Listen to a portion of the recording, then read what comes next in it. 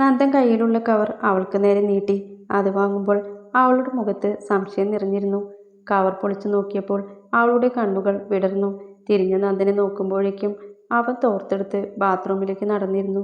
കടുന്നീലയും പിങ്കും ചേർന്ന പട്ടുസാരി. കണ്ണ് നിറച്ച് അത് നെഞ്ചോട് ചേർക്കുമ്പോൾ ബാത്റൂമിൽ നിന്ന് മൂളിപ്പാട്ട് ഉയർന്നു കേട്ടു. ദേവുവിന് സന്തോഷം അടക്കാൻ കഴിയുന്നില്ല. കണ്ണുകൾ നിറഞ്ഞു. നന്ദന്റെ കുളി കഴിയാനൊക്കെ ഇനി ഒരു നേരമാവും. വേഗം അകത്തേക്കോടി ഫോണ് കയ്യിലെടുത്തു. കയ്യിൽ നിന്ന് വഴുതിയ സോപ്പ് നിലത്ത് വീഴാതെ സമർത്ഥമായി ക്യാച്ച് ചെയ്തു. അപ്പോഴും ഒരു പുഞ്ചിരി. കപ്പിൽ വെള്ളമെടുത്ത് തലയിലൂടെ ഒഴിച്ച് നെറ്റി മുതൽ പിൻകഴുത്ത് വരെ 2 കൈകൊണ്ടും അമർത്തി തുടച്ചു. അവളുടെ നിറത്തിന് ഏത് കളറും ചേരും. എന്നാൽ ഇഷ്ടപ്പെട്ടത് ഒരെണ്ണം എടുക്കാൻ എത്ര നേരമാണ് അലഞ്ഞത്. അത് കണ്ട് അവളുടെ മുഖം വിടർന്നപ്പോൾ സന്തോഷം കൊണ്ട് വേഗം തോർത്തെടുത്ത് ബാത്റൂമിലേക്ക് നടന്നു. ബാത്റൂമിലെ പൊട്ടിയ കണ്ണാടിയിൽ മുഖം നോക്കുമ്പോൾ അവന് തന്നെ അതിശയം തോന്നി. എന്താണ്, പെണ്ണിന് സാരി വരെ വാങ്ങിക്കൊടുക്കുന്നു. വെറും പെണ്ണല്ലല്ലോ, ഭാര്യയല്ലേ. ഭാര്യ. നന്ദൻ വെറുതെ ഒന്ന് ഉരുവിട്ട് നോക്കി. ഇപ്പോഴും പിടികിട്ടിയില്ല. അവൾക്ക് എന്തിന് സാരി വാങ്ങിക്കൊടുത്തു? കുറെ ഡ്രസ്സ് ഉള്ളതല്ലേ. എന്തോ പിടിതരാതെ ഒന്ന് മനസ്സിൽ കയറി ഓടുന്നുണ്ട്. നന്ദ ഡ്രസ്സ് മാറി വന്നപ്പോഴേക്കും അവൾ ചായ എടുത്തു കൊടുത്തു. ഡ്രസ്സ് മാറിക്കോ, പിന്നെ സാരി എടുത്തോ, ബ്ലൗസ് അടിക്കാൻ കൊടുക്കാം, നന്ദൻ പറഞ്ഞു. ദേവു തലയാട്ടി മുറിയിൽ പോയി. കണ്ണൻ്റെ ബൈക്ക് കൊണ്ടുവന്നിട്ടുണ്ട്. മുറ്റത്തേക്ക് ഇറക്കാതെ തോടിൻ്റെ പാലത്തിന്മേൽ വെച്ചിട്ടുണ്ട്. ഇരിക്കാവോ? സാധാ ഒരു പിങ്കും വൈറ്റും കലർന്ന അംബ്രല കട്ടിൻ ചുരിദാറാണ് ദേവു ധരിച്ചത്. മുടി എന്നത്തെയും പോലെ മുഴുവനും മെടഞ്ഞ് സൈഡിലേക്ക് ഇട്ടിട്ടുണ്ട്. കറുത്ത ചെറിയ പൊട്ടും നെറ്റിയിലെ സിന്ദൂരവും എല്ലാം കൊണ്ടും ഒതുങ്ങിയ പ്രകൃതം. ദേവു തന്നെയാണ് ഡോർ പൂട്ടി താക്കോൽ മുറ്റത്തെ ചെടിച്ചട്ടിക്കുള്ളിൽ വെച്ചത്. നന്ദൻ തോട് കിടന്ന് ബൈക്കിൽ കയറിയപ്പോഴാണ് ദേവുവിൻ്റെ കണ്ണ് തള്ളിയത്. ബൈക്കിലായിരുന്നു. അവൾ നന്ദനെ തന്നെ നോക്കി. സ്റ്റാർട്ടാക്കിയിട്ടുണ്ട്. പുറകിലേക്ക് വൺ സൈഡായി ഇരുന്നു. ഒരു ചെറിയ വിറയൽ ആളോട് ചേർന്ന് ഇരിക്കുന്നതിൻ്റെയാണ്. അധികമായി മിടിക്കുന്ന ഹൃദയം അറിഞ്ഞുകൊണ്ട് പണി തരികയാണ്. കഴുത്തിലെ വിയർപ്പൊപ്പി നന്ദൻ്റെ തോളിലേക്ക് കൈയെടുത്ത് വെച്ചു. നന്ദൻ്റെ കൈ ഹാൻഡിലിൽ അമർന്നു. ദേവു മടിയിലെ കവർ ഒന്നുകൂടെ മുറുകെ പിടിച്ചു. റോഡിലൂടെ മെല്ലെ ബൈക്ക് നീങ്ങി. രണ്ടാളുടെ ഹൃദയം വേഗത്തിൽ മിടിക്കുന്നുണ്ട്. ദേവുവിനത് മനസ്സിലാക്കി ഒതുക്കാൻ കഴിയുന്നുണ്ട്. എന്നാൽ നന്ദന് അങ്ങനെ പറ്റുന്നില്ല. ഹാൻഡിലിൽ ഇരിക്കുന്ന കൈകൾ പോലും വിറയ്ക്കുന്നു.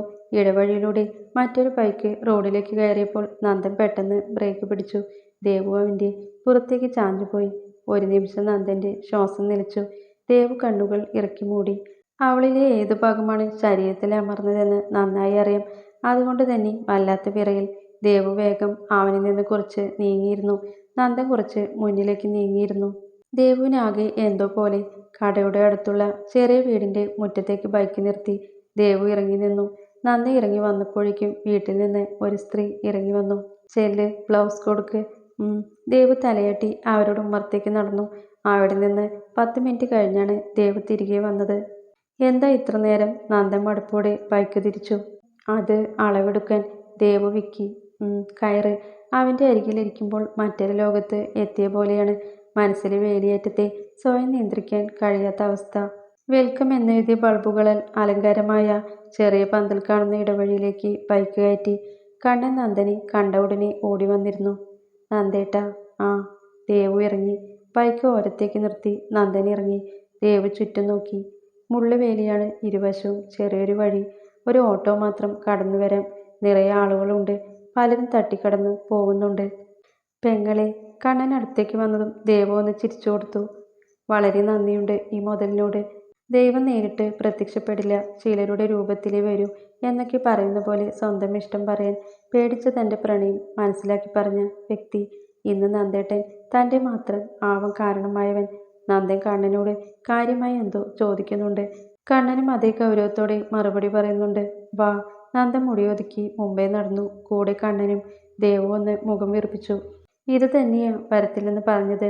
നന്ദനൊന്ന് തലതിരിച്ചു നോക്കിയപ്പോഴാണ് മുഖം താഴ്ത്തി താല്പര്യമില്ലാതെ വരുന്ന ദേവുവിനെ കണ്ടതും. നന്ദനൊന്ന് നിന്നു. ദേവു ഒപ്പം എത്തിയതും അവൻ നടന്നു. കണ്ണൻ അതിനിടയ്ക്ക് ആകെ ചിരിച്ചൊന്ന് ഓടി. എനിക്കിവിടെ ആരെയും അറിയില്ല. ദേവുവിനാകെ കൂടി വീർപ്പ് മുട്ടുന്നു. ഞാൻ സുമേച്ചിയുടെ അടുത്താക്കാം, നന്ദൻ പറഞ്ഞു. അവരൊക്കെ ബന്ധുക്കളെ സ്വീകരിക്കുന്ന തിരക്കിലാവും. ഞാൻ അപ്പോഴേ പറഞ്ഞതല്ലേ വരുന്നില്ലെന്ന്. ദേവുവിന് ദേഷ്യം വന്നു തുടങ്ങി. നിന്നെ ഒറ്റയ്ക്കാക്കില്ല, പോരെ. നന്ദനും അതേ ദേഷ്യത്തിൽ തിരിച്ചടിച്ചു. ദേവു പിന്നെ മിണ്ടിയില്ല. കണ്ണ് നിറയുന്നുണ്ട്. ബൈക്കിൽ വന്ന സന്തോഷമെല്ലാം ആവിയായി എവിടെ പോയെന്നറിയില്ല. നന്ദൻ അവൾ കണ്ണു തുടയ്ക്കുന്ന കണ്ടപ്പോഴാണ് നിന്നത്. ദേവു നന്ദൻ കയ്യിൽ പിടിച്ച് നിർത്തി. ദേഷ്യം ഒന്ന് അടക്കി നിർത്തി. കല്യാണ വീടല്ലേ ദേവു, ഞാൻ തനിച്ചാക്കില്ല. അതിനിങ്ങനെ കണ്ണു നിറയ്ക്കണോ? അടക്കി പിടിച്ച സ്വരത്തിൽ ദയനീയത കലർന്നു. ദേവു കണ്ണു തുടച്ച് അവൻ്റെ കയ്യിൽ നിന്ന് ബലത്തോടെ കൈവിടിച്ച് മുന്നോട്ട് നടന്നു. നന്ദനും അവളുടെ പുറകെ വേഗത്തിൽ നടന്നു. ദേവു അവരൊക്കെ ശ്രദ്ധിക്കും കേട്ടോ, നമ്മൾ തമ്മിൽ ലവ് ആണെന്നൊക്കെ ആ സുധി വെച്ചു കാച്ചിട്ടുണ്ട്. നന്ദൻ തലതാഴ്ത്തി പിടിച്ചു പറഞ്ഞു. ദേവു ചിരിക്കാൻ ശ്രമിച്ചു. നന്ദന് ആശ്വാസം തോന്നി. നന്ദൻ മുറ്റത്തെ പന്തലിലേക്ക് കയറിയതും ദിനേശ് ഓടി വന്നു. നന്ദ. ദിനേശ് ഓടി വന്ന് അവനെ പുണർന്നു. പുറകിൽ നിന്ന് സ്നേഹ നന്ദനെ നോക്കി. വേഗം തന്നെ ദേവുവിനെയും. ദേവു സ്നേഹയെ തന്നെ കൂർപ്പിച്ചു നോക്കുന്നുണ്ട്. ദൈവമേ, നന്ദേട്ടൻ ഇവളോട് വല്ലതും പറഞ്ഞു. സ്നേഹം നിന്ന് പരുങ്ങുന്നുണ്ട്. അതും കൂടി കണ്ടപ്പോൾ ദേവുവിന് സംശയം കൂടി. അതിനെന്താ നന്ദ, ഇവളും കൂട്ടിലെന്ന് പറഞ്ഞിരിക്കുക. രണ്ടാളും ഒരുമിച്ചിരിക്കട്ടെ. ദിനേശ് പറഞ്ഞപ്പോൾ നന്ദൻ നോക്കിയത് ദേവുവിനെയാണ്. അല്ലെങ്കിൽ തന്നെ ദേഷ്യത്തിലാണ്. അതിൻ്റെ കൂടെ ഇതും. ദേവു പുരുകമൊന്ന് ഉയർത്തി. നന്ദൻ ഒന്ന് ഉമിനീരിറക്കി. സ്നേഹേ, ദേവിയുടെ ഒപ്പം ഇരിക്കെ, ഞങ്ങളെത്താം. ദിനേശ് നന്ദനെ വലിച്ചു നടന്നു. നന്ദൻ ഇടയ്ക്കിടെ തിരിഞ്ഞു നോക്കുമ്പോൾ അതേ ഭാവം. നന്ദനെ ഇപ്പോൾ അരച്ചു കിട്ടിയാൽ കലക്കി കുടിക്കും. നന്ദൻ പോയി കഴിഞ്ഞതും ദേവു സ്നേഹയെ ഒന്ന് നോക്കി. സ്നേഹ ചിരിക്കാൻ ശ്രമിച്ചു. ദേവു അരികിലെ ചുവന്ന ചെയർ വലിച്ചിട്ടിരുന്നു. ഒപ്പം സ്നേഹയും. അവളുടെ ഒരു ചിരി. 5 മിനിറ്റ് കഴിയുമ്പോഴേക്കും നന്ദൻ ഓടിയെത്തി. ദേവു ഭക്ഷണമാവുമ്പോൾ ഞാൻ വരാം, അവിടെ ഉണ്ടാവും. എന്തെങ്കിലും ആവശ്യമുണ്ടെങ്കിൽ വിളിക്കി. കുനിഞ്ഞു നിന്ന് ദേവു ഇരിക്കുന്ന കസേരയിൽ പിടിച്ചിട്ടാണ് പറയുന്നത്. അതും അവളുടെ ചെവിയുടെ അടുത്ത് ചെന്ന്. ദേവു അവനെ കലിപ്പിട്ട് നോക്കി. വർത്തമാനം പറയുമ്പോൾ മദ്യത്തിൻ്റെ മണം മൂക്കിലേക്ക് അടിച്ചു. ദേവു മൂക്കിൽ കൈവച്ചു. നന്ദൻ വേഗം കൈവിട്ട് നേരെ നിന്നു. ദേവുവിൻ്റെ കണ്ണിലെ ദേഷ്യം കണ്ട് നന്ദൻ ചിരിക്കാൻ ശ്രമിച്ചു. പാഴായിപ്പോയി. നന്ദൻ വേഗം തിരിഞ്ഞു നടന്നു. ദിനേശ് വീണ്ടും ഗ്ലാസ് നീട്ടിയപ്പോൾ അവൻ തല വിലങ്ങിനെയാട്ടി. കഴിക്കടാ. വേണ്ട. ഇപ്പോൾ തന്നെ കൂടി. എല്ലാവരും എന്തോ അപരാധം കേട്ട പോലെ നന്ദനെ നോക്കി. നന്ദൻ ചമ്മലോടെ ചിരിച്ചു. ഒരു പെണ്ണ് കെട്ടിയപ്പോഴേക്കും ഇങ്ങനെയായോ? കണ്ണനാണ്. നന്ദൻ നാവ് കടിച്ച് അവനെ നോക്കി. എല്ലാത്തിനും കാരണം ഇവനാണ്. ഇനിയും വേണ്ടെന്ന് വെച്ചാൽ ഇവന്മാർ കളിയാക്കി കൊല്ലും. വേഗം വാങ്ങി വായിലേക്ക് കമിഴ്ത്തി കണ്ണുകൾ ഇറുക്കെ മൂടി. വാടാ. ആളുകൾ കഴിക്കാൻ വന്നു തുടങ്ങി. സുനി അടുത്ത ഗ്ലാസും വായിലേക്ക് കമിഴ്ത്തി. പിന്നെ 2 ഗ്ലാസ് വീതം എല്ലാവരും കഴിച്ചിട്ടാണ് ഇറങ്ങിയത്. ദേവു സ്നേഹയെ ഒന്ന് നോക്കി. കണ്ണുകളിൽ ഇപ്പോഴും ജീവനില്ല. എന്തിനു വേണ്ടി ജീവിക്കുന്ന പോലെ. എൻ്റെ ദേവി, ഇനി ഞാൻ സംശയിക്കുന്ന പോലെ എന്തെങ്കിലും ആണോ? ഇവളും അങ്ങേരുമായിട്ട് വല്ലതും. മനസ്സിൽ ആവശ്യമില്ലാത്ത ചിന്തകളാണ്. ആ, സ്നേഹ ഇവിടെ ഇരിക്കുകയാണോ? കഴിക്കാൻ വരുന്നില്ലേ? സുമ വേഗം ഓടി വന്നു. കഴിക്കാം. ദിനേശേട്ടൻ കൂടി വന്നിട്ട്. ഓ, ഒരുമിച്ചിരിക്കാനല്ലേ? ഇതേതാ കൊച്ച്? സുമ ഒരു നിമിഷം സംശയിച്ചു. ഇത് നന്ദേട്ടൻ്റെ സ്നേഹ വിക്കി. ദേവു ആണെങ്കിൽ ചുറ്റും നന്ദനെ തിരിയുകയാണ്. ഓ, ആ കൊച്ചാണോ? മോളെ അറിയോ? സുമ വേഗം ദേവുവിൻ്റെ അടുത്തേക്ക് ചേർന്ന് നിന്നു. ദേവു പെട്ടെന്ന് എഴുന്നേറ്റു. പിന്നെ ചിരിച്ചു. നന്ദൻ്റെ അല്ലേ? എനിക്ക് മനസ്സിലായി. സുധിയൊക്കെ പറഞ്ഞു. ഞാൻ അവരുടെ ചേച്ചിയാ. വാ മോളെ, അകത്തിരിക്കാം. ഏയ് വേണ്ട, ഇവിടെ ഇരിക്കാം. ഇവിടെ ഇനി ഭക്ഷണം കഴിക്കാൻ ഇരിക്കാൻ പോവാ. വാ, അകത്തിരിക്കാം. വാ സ്നേഹ. സുമ ദേവുവിൻ്റെ കയ്യിൽ പിടിച്ച് അകത്തേക്ക് നടന്നു. സ്നേഹ പുറകെയും. പുതിയ പെയിൻറ്റിൻ്റെ മണം വല്ലാതെ മനം പഠിപ്പിക്കുന്ന പോലെ. സുമ രണ്ടാളെയും മുറിയിലേക്ക് ഇരുത്തി. പുതിയതായി വാങ്ങിയ ബെഡ് കണ്ടതും ദേവി ചിരിച്ചുപോയി. നാളെ ഈ നേരത്ത് ഈ ബെഡിൽ. ചുണ്ടുള്ളിലേക്ക് പിടിച്ച് ചിരിക്കുമ്പോൾ ബെഡിലൊന്ന് തഴുകി. സ്നേഹ അവളെ തന്നെ നോക്കി ഇരുന്നു പോയി. നന്ദേട്ടനുമായുള്ള സ്വകാര്യ നിമിഷങ്ങൾ ഓർക്കുകയാവും. ഹാ, നമുക്കൊക്കെ എന്നാവോ എന്തോ. എന്നാലും എന്നെപ്പോലെ നല്ല പെൺകുട്ടിയെ കിട്ടിയിട്ടും നന്ദേട്ടൻ എന്താ? തൻ്റെ നേരെയുള്ള പുതിയ അലമാരയിലെ കണ്ണാടിയിലേക്ക് അവളൊന്ന് നോക്കി. ഭംഗിയൊക്കെ ഉണ്ട്.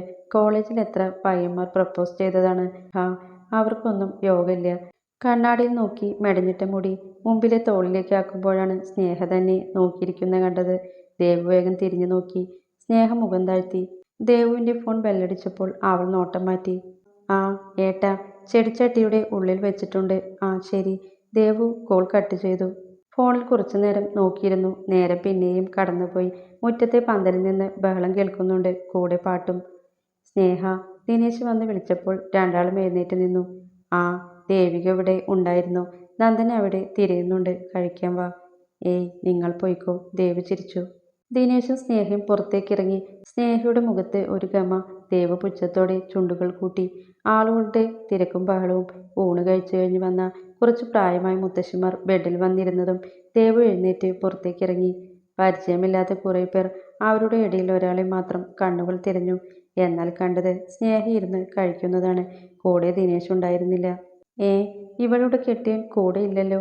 ദേവു ഒരു മൂലയ്ക്ക് മുകളിൽ കയറ്റിവെച്ച ചെയറെടുത്ത് ഇരുന്നു. കസേരയൊക്കെ ഇട്ടുവെച്ചതിൻ്റെ സൈഡിലായതുകൊണ്ട് പെട്ടെന്ന് ആർക്കും നോട്ടം കിട്ടില്ല. എന്നാൽ എല്ലാ ഭാഗത്തേക്കും ദേവുവിന് നോട്ടം കിട്ടും. കണ്ണുകൾ വീണ്ടും പരതി. വിളമ്പുന്ന പയ്യന്മാർക്കിടയിൽ നിന്ന് ചിരിയും കളിയും കേൾക്കാം. തേടി നടന്ന കണ്ണുകൾക്ക് ആശ്വാസം. ബീഫും വാഴയ്ക്കും കറിവെച്ചത് കൈപിടിച്ച് നിൽക്കുന്നുണ്ട് നന്ദൻ. ആരോടോ എന്തോ പറഞ്ഞു ചിരിക്കുകയാണ്. സുധിയോ സുനിയോ ആണെന്ന് തോന്നുന്നു. ചിരിയോടെ തന്നെ ഭക്ഷണം വേണ്ടവർക്ക് വിളമ്പുന്നുണ്ട്. ദേവിയെ, എനിക്കിങ്ങനെ നോക്കിയിരുന്ന് വെള്ളമിറക്കാനാവും വിധി. കാലാപാനിയിലെ തമ്പുവിനെ പോലെ കിളവിയാവും. മോളെ, ഒന്ന് എഴുന്നേൽക്കോ. ഒരമ്മൂമ്മ അടുത്ത് വന്നതും ദേവ് മടുപ്പോടെ എഴുന്നേറ്റു. പെട്ടെന്നൊരു കൈ അവളെ പിടിച്ചുകൂട്ടി വെച്ച ചെയറിന് മേലേക്ക് ചായ്ച്ചു നിർത്തി. ദേവ് പാപ്പോടെ നോക്കി. പാതി അടഞ്ഞു പോകുന്ന കണ്ണുകൾ ചിമ്മി നന്ദൻ ചിരിച്ചു. ആ ചിരിയിൽ തന്നെ വശപ്പിശക്. കഴിക്കാം. മദ്യത്തിൻ്റെ രൂക്ഷമായ ഗന്ധം. ദേവ് മുഖം കുനിച്ചുപോയി. കുറച്ചു കഴിച്ചൂടി, കുറച്ചു മാത്രം. അവൻ്റെ കണ്ണുകൾ അത് ബോധിപ്പിക്കാൻ പാടുപെടുന്ന പോലെ. ഇനി എങ്ങനെ പോവും? ദേവുവിൻ്റെ സ്വരത്തിൽ ദേഷ്യവും സങ്കടവും കലർന്നു. ആ, എനിക്ക് നിന്റെ നന്ദേട്ടന് വിശ്വാസമില്ലേ? നന്ദനെ മദ്യം കീഴ്പ്പെടുത്താൻ തുടങ്ങി. അതിൻ്റെ വഴുക്കൽ അവൻ്റെ ഭാഷയിൽ തെളിഞ്ഞു നിന്നു. ദേവ് പാപ്പോടെ കണ്ണുകൾ മിഴിച്ചു നോക്കി. വാ. നന്ദൻ അവളുടെ കൈത്തണ്ടി പിടിച്ചു വലിച്ച് ഒഴിഞ്ഞ ചെയറിലേക്ക് അടുത്തു തന്നെയായി രണ്ടാളും ഇരുന്നു. ഡാ, എനിക്കും എൻ്റെ കെട്ടികൾക്കും വിളമ്പ്. ഞങ്ങൾക്ക് വേഗം പോവണം. നന്ദൻ ഉറക്കെ പറഞ്ഞതും ദേവ് നേരെ ഇരിക്കുന്ന സ്നേഹയെ നോക്കി. എല്ലാം കേൾക്കുന്നുണ്ടെങ്കിലും മുഖം താഴ്ത്തിയിരിപ്പാണ്. കണ്ണൻ വേഗം ഇല കൊണ്ടുവന്നു. വേഗം പോയിട്ട് എന്താ നന്ദേട്ട പരിപാടി? കണ്ണൻ സ്വകാര്യം ചോദിച്ചതും ഇല നേരെ വയ്ക്കാൻ പോയ ദേവുവിൻ്റെ കൈകൾ നിശ്ചലമായി. നിന്റെ അപ്പൻ്റെ. നന്ദൻ ബാക്കി പറയും മുമ്പേ കിളിപ്പോയിരിക്കുന്ന ദേവുവിനെ നോക്കി. കണ്ണൻ രക്ഷപ്പെട്ട സന്തോഷത്തിൽ വേഗം നടന്നു. ചോറും ബീഫ് കറിയും അച്ചാറും സാമ്പാറും എല്ലാം വന്നു. ദേവുവിന് ബീഫ് ഭയങ്കരമായി ഇഷ്ടപ്പെട്ടു. കുരുമുളകിൻ്റെ ടേസ്റ്റ് അത്രയ്ക്കുണ്ട്. അവളുടെ ബീഫ് കറി കാലിയാവുന്ന കണ്ടപ്പോൾ നന്ദൻ സ്വന്തം ഇലയിലെയും അവൾക്ക് വെച്ചു കൊടുത്തു. ദേവു അതും കഴിച്ചു. ആ, അങ്ങനെ തന്നെ വേണം. നീ ഉണ്ടില്ലെങ്കിലും അവളെ ഊട്ടണം. അതാണ് ഭർത്താവ്. ആശാൻ പിന്നെ പറയണ്ട, മദ്യത്തിൽ ആറാടുകയാണ്.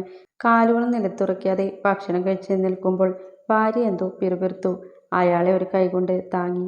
സ്നേഹം മതിയാക്കി എഴുന്നേറ്റ് പോകുന്ന പോക്കിൽ ദിനേശിനെ ഒന്ന് നോക്കി. കൂട്ടുകാരുമൊത്ത് ചിരിയോടെ വിളമ്പുകയാണ്. നന്ദൻ ആരെയും ഗൗനിക്കാതെ ഉരുളയാക്കിയാണ് കഴിക്കുന്നത്. കണ്ടാൽ തന്നെ കൊതി തോന്നും. ദേവു ഇല മടക്കി. മതിയോ? നന്ദൻ ചോദിച്ചു. നന്ദനും വേഗം കഴിച്ച് ഇല മടക്കി. രണ്ടാളും ഒപ്പം എഴുന്നേറ്റു. സ്നേഹ ദേവു മുമ്പ് ഇരുന്നിടത്ത് ഫോണും പിടിച്ചിരിക്കുന്നുണ്ട്. ദേവു ആദ്യം കൈ കഴുകി ഷോളിൽ മുഖവും കൈയും തുടച്ചു. നന്ദൻ കൈ കഴുകി മുണ്ടിൽ തുടയ്ക്കാൻ പോയതും ദേവു വേഗം കയ്യിൽ കയറി പിടിച്ചു. നന്ദൻ അവളെ സംശയത്തോടെ നോക്കി. വെള്ളം മുണ്ടാണ്, അഴുക്കാക്കേണ്ട. ദേവ് തോട്ടിൽ നിന്ന് അലക്കുന്നത് ഓർത്തതും നന്ദനും അത് ശരിയാണെന്ന് തോന്നി. ദേവ് വേഗം ഷോൾ നീട്ടി. ഇതിൽ തുടച്ചോ. ദേവു നന്ദൻ്റെ കണ്ണുകളിൽ അളവിലും കൂടുതൽ സന്തോഷം. മുഖം താഴ്ത്തി ചെറിയ ചിരിയോടെ അവളുടെ ഷോളിൽ മുഖം തുടയ്ക്കുമ്പോൾ ഷോളിൽ ഒന്ന് ആഞ്ഞു ശ്വസിച്ചു. അവളുടെ മണം. നന്ദൻ ഷോൾ വിട്ട് നേരെ നിന്നു. അവൻ മുഖം തുടച്ച ഷോളിൻ്റെ ഭാഗം അവൾ മുറുകെ പിടിച്ചു. അവിടെ ഒരു നനവ്. സ്നേഹം മുഖം തിരിച്ചു. ദിനേശ് ഇപ്പോഴും കൂട്ടുകാരുടെ ഒപ്പമാണ്. കണ്ണിലെ നനവ് ആരും കാണാതെ തലതാഴ്ത്തി. അച്ഛനും അമ്മയും സമ്മതിച്ചിരുന്നെങ്കിൽ ഇന്ന് താൻ കാണുമായിരുന്നില്ലേ നന്ദേട്ടൻ്റെ ഒപ്പം? ദേവിയുടെ സ്ഥാനത്ത് ഓർക്കുമ്പോൾ തലപെരുക്കുന്നു. ഡാ, ഞങ്ങൾ ഇറങ്ങുക. നന്ദൻ പന്തലിനുള്ളിലേക്ക് കയറി. ദേവ് ഷോളിൻ്റെ നനഞ്ഞ ഭാഗം നെഞ്ചോടടക്കി. ബൈക്കിൻ്റെ കീ വാങ്ങി ഇറങ്ങി. ബൈക്കിൽ വേണ്ട. എന്തേ? ചോദിക്കുന്നതിനൊപ്പം അവൻ്റെ വിരുന്നെറ്റി ചുളിഞ്ഞു. കുടിച്ചിട്ട് വണ്ടി എടുക്കണ്ട, അതെന്നെ ദേവു പറഞ്ഞു. ഓ, അതാണോ? നന്ദൻ തിരിഞ്ഞു. കണ്ണാ. കണ്ണൻ നോക്കിയതും അവന് നേരെ ചാവി എറിഞ്ഞു. എന്താ നന്ദേട്ടാ? നടക്കാമെന്ന് നന്ദൻ കണ്ണിറുക്കി. ഓ ഓ, റൊമാൻറ്റിക് വാക്ക്. ദിനേശ് ആക്കലോടെ ഉറക്കെ പറഞ്ഞപ്പോൾ നന്ദൻ ചുണ്ടുകടിച്ച് തല താഴ്ത്തി മുണ്ട് മടക്കി കൊടുത്തു. ദേവു ആണെങ്കിൽ ചടഞ്ഞു നിൽക്കുന്നുണ്ട്. പന്തലിൽ നിറയെ നന്ദൻ്റെ ഫ്രണ്ട്സും സുധിയുടെ ചേച്ചിയും അമ്മയും ആശാനും സ്നേഹയും എല്ലാവരുമുണ്ട്. എല്ലാവരിലും ചിരി. അപ്പോൾ ബൈ, ഗുഡ് നൈറ്റ്. നന്ദൻ തിരിഞ്ഞ് എല്ലാവർക്കും ടാറ്റ കൊടുത്തു. മോളെ, നാളെ 8 മണിക്ക് എത്തിക്കോളാട്ടോ. സുമയും വനജയും ദേവുവിൻ്റെ അടുത്ത് വന്നു നിന്നു. ഡാ, നോക്കിപ്പോ, വനജ പറഞ്ഞു. ആരെ? നന്ദൻ മീശയൊന്ന് പിരിച്ചു. നിന്റെ കെട്ടിയോളെ. അത് ഞാൻ നോക്കിക്കോളാം. നന്ദൻ അവളെ ചിരിയോടെ നോക്കി മീശ പിരിച്ചപ്പോൾ ദേവുവിൻ്റെ കണ്ണ് തള്ളി. ദേവി, എൻ്റെ പ്രാർത്ഥന ഇത്ര വേഗം കേട്ടോ? ദേവി വിചാരിച്ചു. ശരി. ദേവു വനജയും സുമയും നോക്കി യാത്ര പറഞ്ഞിറങ്ങി. പുറകെ നന്ദനും. സ്ട്രീറ്റ് ലൈറ്റിന്റെ വെളിച്ചത്തിൽ വിജനമായ റോഡ്.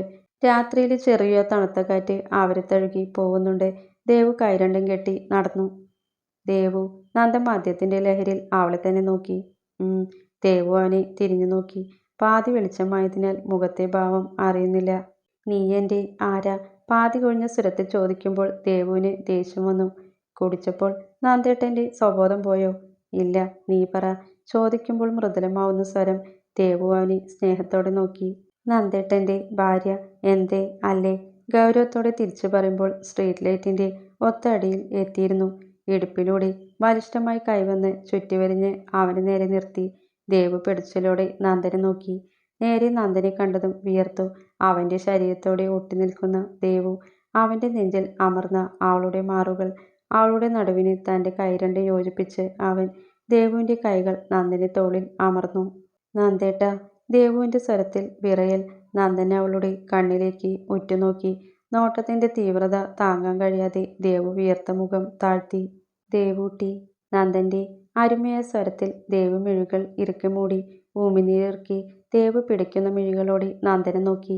ഇങ്ങനെ നിൽക്കുമ്പോൾ കഴിയുന്നില്ല. ഹൃദയം വല്ലാതെ മിടിക്കുന്നു. ശരീരം വിറയ്ക്കുന്നു, വിയർക്കുന്നു. ഇടിച്ചുപൊട്ടി തെറിച്ചു പോവാൻ തയ്യാറെടുക്കുന്ന ഹൃദയം. നന്ദന്റെ കണ്ണുകളിലേക്ക് നോക്കാൻ കഴിയുന്നില്ല. ആ സമയം സ്വയം നഷ്ടപ്പെടുന്ന പോലെ. ആ നോട്ടത്തിൽ മനസ്സും ശരീരവും ഒരുപോലെ അവന്റെ കാൽക്കൽ അർപ്പിക്കാൻ തോന്നുന്നു. ഞാനല്ലേ നിന്റെ ഭർത്താവ്? നന്ദനിൽ നിന്ന് വീണ്ടും മദ്യത്തിന്റെ മണം. ദേവു വിറയലോടെ മൂളി. അപ്പോൾ നീ എന്നെയല്ലേ സ്നേഹിക്കണ്ടേ? നന്ദൻ ഇടുപ്പിലമർത്തി ഒന്നൂടെ അവളെ അവനിലേക്ക് ചേർത്തി. ദേവുവിന്റെ കണ്ണുകൾ തള്ളി പുറത്തു വരുന്ന അവസ്ഥ. നന്ദേട്ട. കാറ്റുപോലെയുള്ള സ്വരം. പറ. ഞാൻ ഒരുത്തനുള്ളപ്പോൾ നീ വേറെ ആരെയാടി പെണ്ണെ സ്നേഹിക്കുന്നേ? നന്ദൻ ദേവുവിന്റെ മൂക്കിന്മേൽ മൂക്കുകൊണ്ടുരസി.